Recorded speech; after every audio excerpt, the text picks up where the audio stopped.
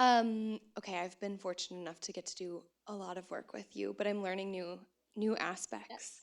Um, as you were talking, it almost feels like to me, and how many books have you done now? 15. Okay. Does it feel like as you're speaking and you're like reliving some of these, does every book feel like a revival for you? As you were taking us through this journey, it felt like, oh, every book was sort of a new perspective on something and it like changed the way that you operated. That is a great question. Thank you. Yes and no. Because the reason why I keep doing this is every time I engage in a new topic, I learn something completely new.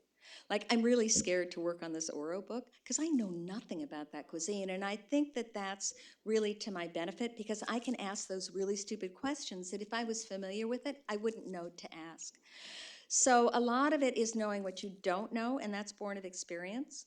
So I think what has been helpful, though, is because I've done this often enough, I'm no longer afraid to ask those stupid questions, right? So that's kind of how I've built on that experience. But there are things that I bring forward, like, I mean, there's certain skills, for instance, that I'm very familiar with and I'm not afraid of. And I also know, thanks to working with Lucia, there isn't much you can't fix.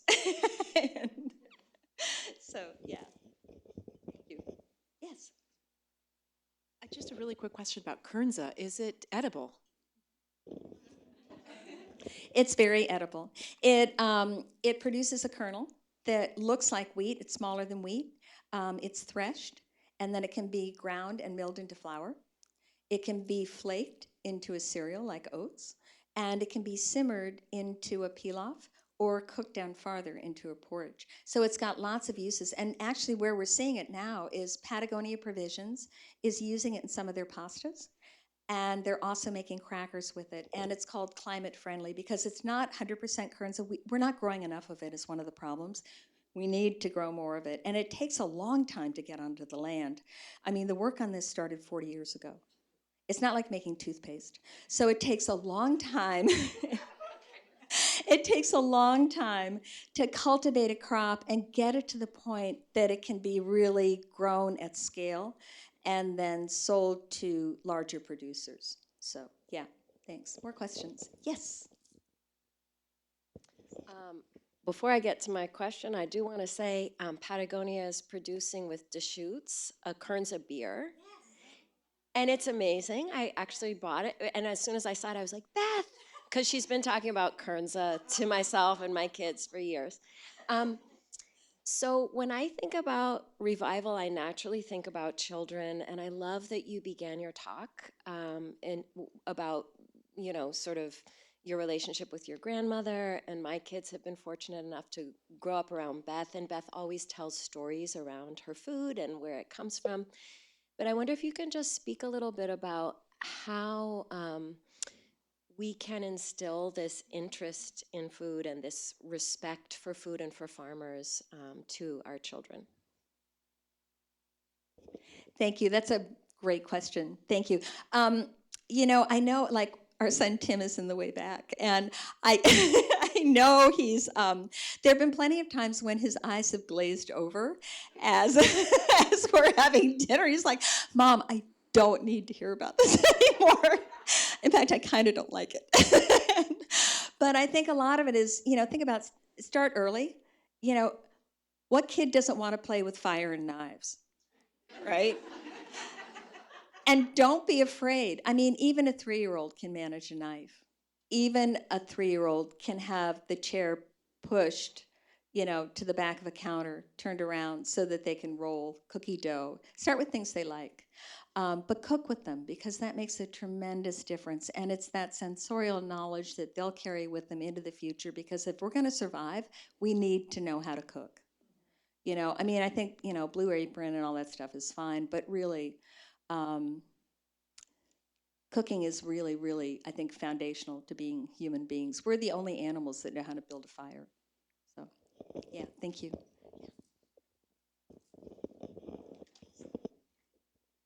Hi, thank you so much for sharing about your career. I was not familiar, so it was really awesome to hear your journey.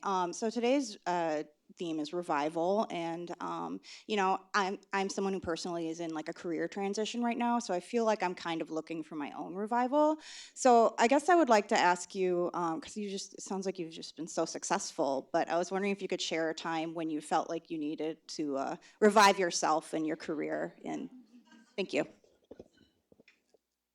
Thanks. That's a wonderful question. You know, one of the chapters of my life, well, well, first of all, I've had a couple of, I've been fired several times, if that helps. That's a great way to spark a revival, is to be fired.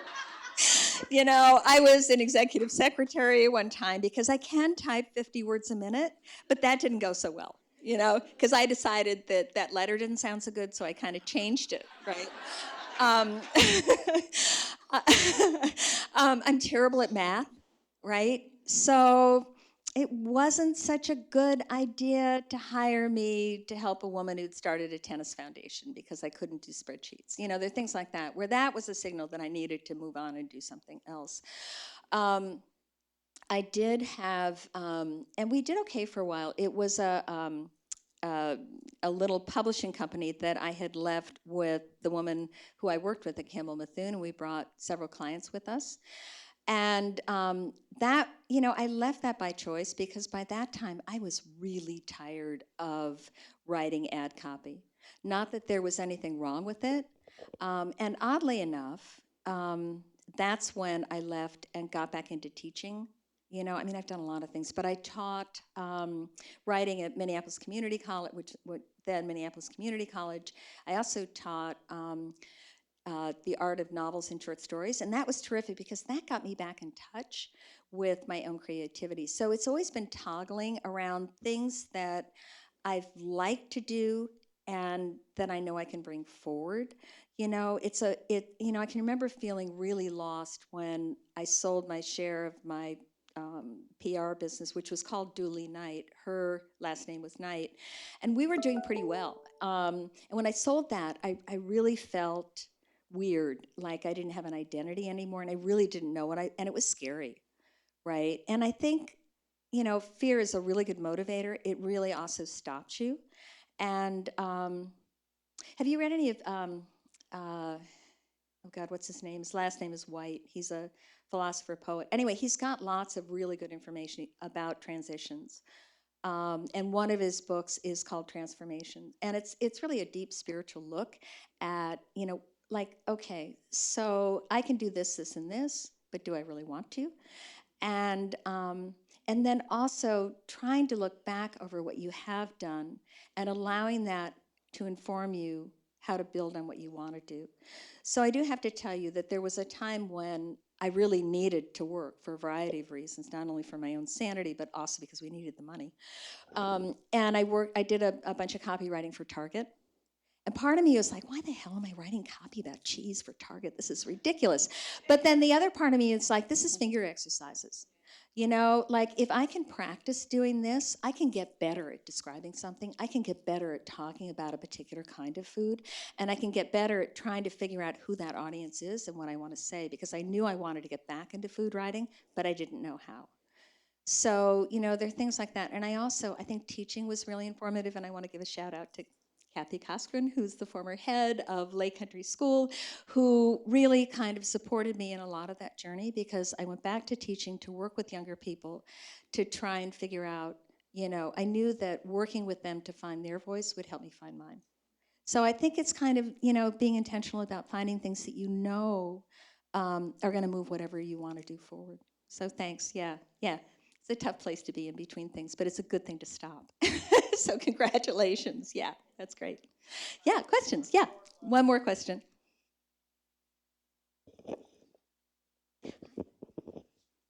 Thanks for. Okay, thanks, Beth. So my question is, I know you've had a lot of travel recently and to Ireland and other places, and how has that sort of worked into your cookbooks? I mean, I know most of your cookbooks are local, but how has that sort of evolved into what you do with it? That's a great question. And I want to give a shout out to Sheila and to Beth, who are here from the ARB, that run the cooking program, fabulous culinary cooking program at the ARB. And, it's a great question because I love Ireland. I love Ireland because their sense of hospitality is really in their genes. And so going there, I just get incredibly inspired by how they are so open and so hospitable. And there's sort of an old Irish proverb that goes something like, every visitor comes with a gift and leaves with a blessing.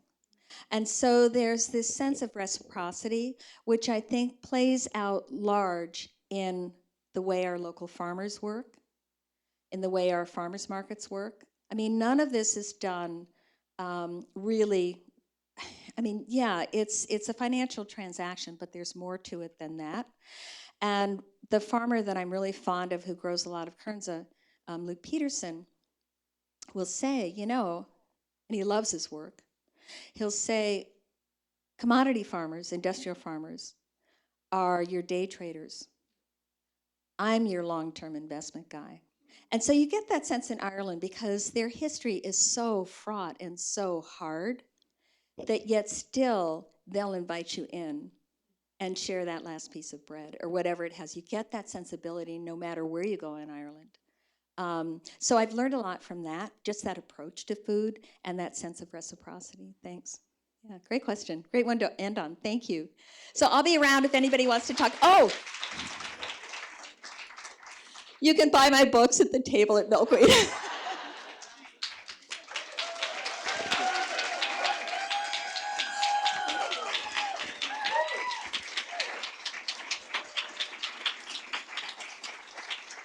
Big thank you to all of our volunteers this morning. If you volunteered this morning, raise your hand and say hi. Thank you, guys. Our volunteers are amazing. They show up every month, doing all the setup, putting up all the signs, getting everything organized, picking up breakfast, bringing coffee. I mean, even Ben, our new coffee guy, got wrangled into volunteering this morning, putting up signs. So it takes a lot of people, and we're appreciative of everybody that makes Creative Mornings happen.